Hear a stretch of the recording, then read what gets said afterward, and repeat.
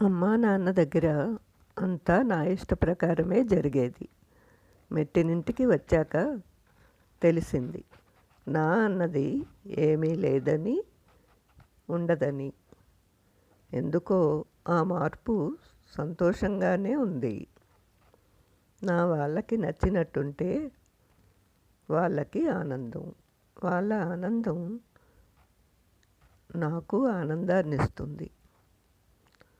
అమ్మా నాన్న దగ్గర నేనే వాళ్ళ సామ్రాజ్యం. ఇక్కడ నా వాళ్ళందరికీ సంతోషాన్నిచ్చే మహారాణిలా అనిపిస్తుంది. అమ్మ నేర్పకుండానే నేర్పిన సహనం, నాన్న చెప్పకుండానే చెప్పిన సంస్కారం నాకు ఈ ఆనందమైన జీవితాన్నిచ్చాయి. పుట్టినింటికి మెట్టినింటికి సంతోషాన్నిస్తుంటే ఎవరికైనా ఇంతకన్నా కావలసిందేముంది?